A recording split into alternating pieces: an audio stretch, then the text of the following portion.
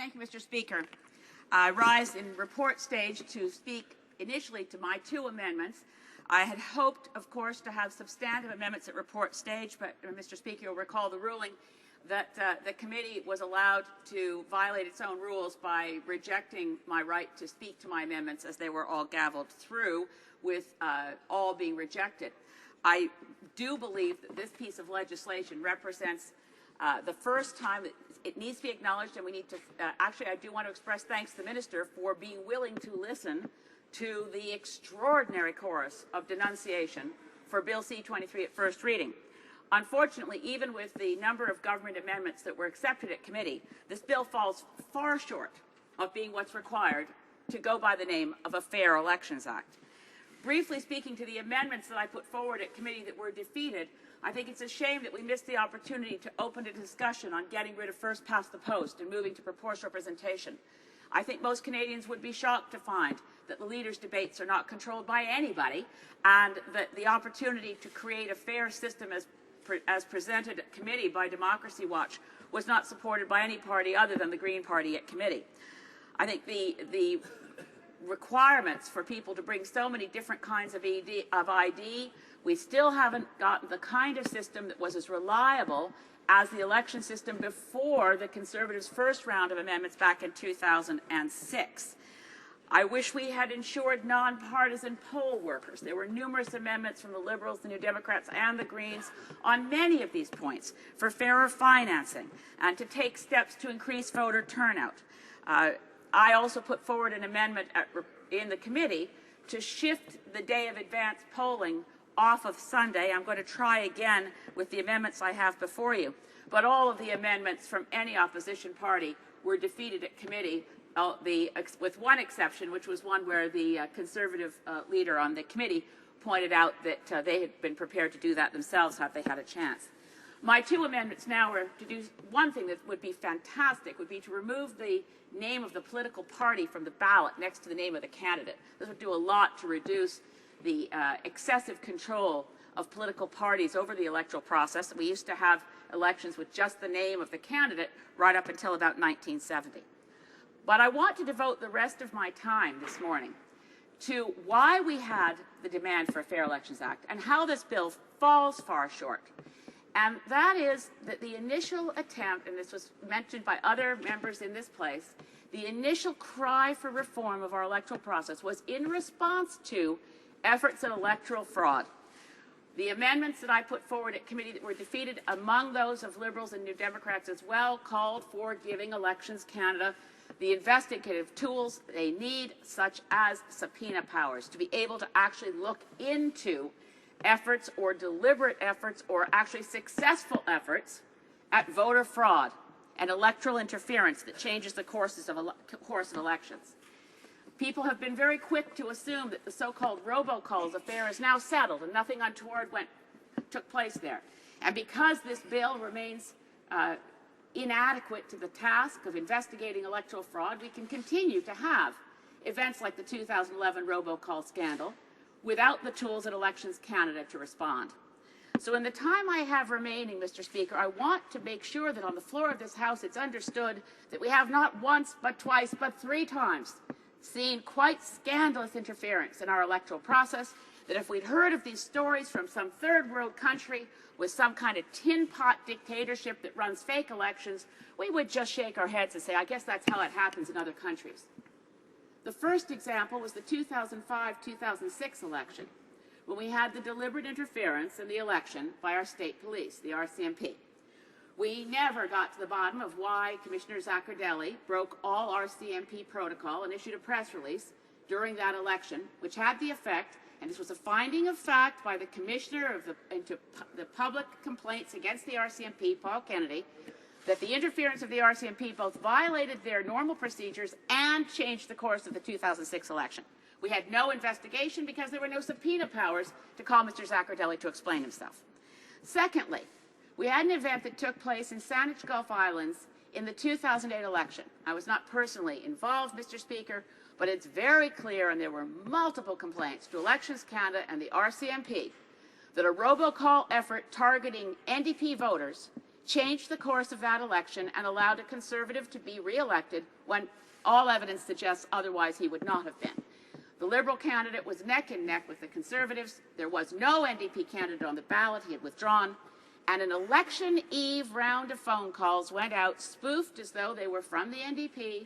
The spoofing term is one I've learned is the technical term for using the home fax number, as it turned out, of an NDP volunteer to make it appear the calls originated from the NDP, urging people to get out and vote for a candidate who was no longer capable of election because he had withdrawn from the race. That changed the course of that election. Elections Canada was asked to investigate, but basically threw its hands up and said, we can't find anything here, nothing to see here, move on. If you detect in my presentation this afternoon actually, that I'm critical of the failure of Elections Canada and the RCMP to get to the bottom of that, you bet I'm critical. They failed, they utterly failed to defend the integrity of the election process in Sandwich Gulf Island in 2008. And they've done it again in 2011 with the robocall scandal. The only, thank goodness, Council of Canadians took the matter to court, because other than federal court judge, Mr. Justice Mosley, we would not have somebody as a finder of fact going over all the evidence, giving us clear, foundational information of what occurred. Because right now, the Commissioner of Canada Elections, Mr. Yves Côté, in his report of last month, is once again telling us nothing to see here, move on. Let me just review what Mr. Justice Mosley found, because I think it's important on the record to understand why this bill is so inadequate, why it should have the powers of investigation to ensure that crimes like this are properly investigated. Mr. Justice Mosley found as fact, quote, there was a deliberate attempt at voter suppression during the 2011 election, at paragraph 177. At paragraph 244, he wrote, I am satisfied that it has been established that misleading calls about the locations of polling stations were made to electors in ridings across the country, including the subject ridings, and that the purpose of those calls was to suppress the votes of electors who had indicated their voting preference in response to earlier voter identification calls, close quote. At paragraph 246, quote, I find that the threshold to establish that fraud occurred has been met, close quote. Paragraph 253, I don't doubt that the confidence rightfully held by Canadians has been shaken by the disclosures of widespread fraudulent activities that have resulted from the Commissioner's investigations and the complaints to Elections Canada, close quote. And at paragraph 256, quote, the calls appear to have been targeted towards voters who had previously expressed a preference for an opposition party or anyone other than the government party, close quotes. Now, on the matter of if you have a smoking gun, who was responsible, there's essentially in this case, we have a smoking gun. We know that thousands of calls were made, including in my own riding, across the country. I wrote Elections Canada of my concerns about these widespread attempts at voter suppression immediately following the May 2011 election. But who is responsible? I have made no accusations as to who I believe is responsible. But Mr. Justice Mosley found as fact the following at paragraph 245, quote, I am satisfied that the most likely source of the information used to make the misleading calls was the SIMS database maintained and controlled by the Conservative Party of Canada, accessed for that purpose by a person or persons unknown to this court. The evidence points to elaborate efforts to conceal the identity of those accessing the database and arranging for the calls to be made, close quote. Well, Mr. Speaker, what kind of democracy is this? We have the evidence of a federal court judge. We have thousands of complaints from Canadians across the country. We have a Commissioner of Elections Canada who says nothing to look at here. Everyone move on. And we have a bill before us that will do absolutely nothing to prevent an illegitimate use of robocalls in future elections. I concede to the Minister, and I support the part of the bill that sets up a robocalls registry within the CRTC, but it's not sufficient to deal with illegitimate use of robocalls.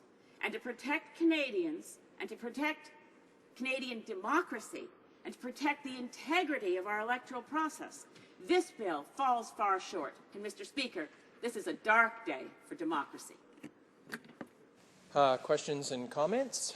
The honourable member for Burnaby Douglas. Thank you, Mr. Speaker, and I thank the member for her speech. I was just wondering if she'd care to comment on happenings in the committee that was reviewing this bill, where she proposed that we have a study of proportional representation, but the Liberals decided to vote against this on committee in a recorded vote. We, of course, supported this motion that we should include a study of proportional representation in this bill, but I'm just wondering if she would comment on the Liberal rejection of this notion. Thank you. The honourable member for Sandwich Gulf Islands. Yes, Mr. Speaker, I was disappointed. It was a very modest proposal that we opened discussion towards proportional representation, and it was not supported by the Liberals. I have to say I was also very disappointed that although the honourable member for Davenport did put forward, Toronto Danforth did put forward an explanation that was somewhat persuasive as to why his party wouldn't support my amendment, that we have some rules around the leaders' debate to ensure fairness in leaders' debate. On that, no one supported my amendment at all. So I was not without my disappointments through the committee process. I think we need to continue to work to get rid of the perverse first-past-the-post voting system, and I commend the NDP for their strong position on that. But I think we need to persuade more members of both the Liberals and the Conservatives. Within both of those parties, I know there are many members who find the current system quite perverse and would like to see real reform. Questions and comments? The honourable member from Malpac.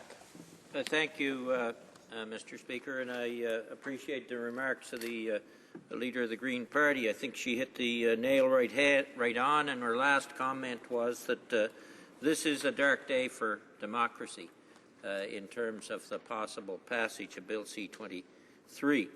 She outlined a number of examples, Mr. Speaker, in her remarks, and I would add to that where Canada, two areas actually that this government has undermined, where Canada at one time was seen as a model to strive for in terms of how we held elections and Elections Canada and so on.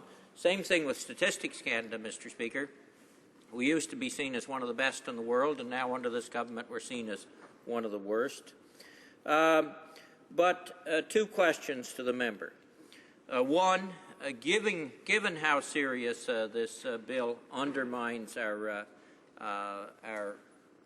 ability, I guess, to police elections and investigate foul play, question one, does it make it possible for a government to either buy or steal an election? And question two, should we be calling for United Nations observers in Canada for the next election? The honourable member for Sandwich Gulf Islands. I'm going to assume the last part of the honourable member's question from Malpac was somewhat ironic and addressed the first part, which is, should we be concerned? I believe, based on everything I've studied, and I've really dug into what happened in Sandwich Gulf Islands in 2008, that it was a pilot project in seeing whether the use of robocalls could change the course of an election. The failure of Elections Canada and the RCMP to get to the bottom of it, some of the complainants told me that the RCMP told them we couldn't figure out who was responsible because the phone numbers originated from the United States. Had that been a child pornographer or a human smuggling trafficking ring, I like to think that we would have investigated who originated those phone calls. The idea that because they originated from the U.S. we couldn't find out, or that it was really small potatoes whether it was Gary Lunn or Bryony Penn who won that election. That is not the case. It is very large indeed in a Canadian democracy when a fraudulent robocall marketing attempt can change the course of an election. I believe that the failure to investigate Sandwich Gulf Islands in 2008 led directly to a more widespread use of robocalls in voter suppression in 2011, and I shudder to think what the failure to properly investigate what happened in 2011 will mean for future Canadian elections. Resuming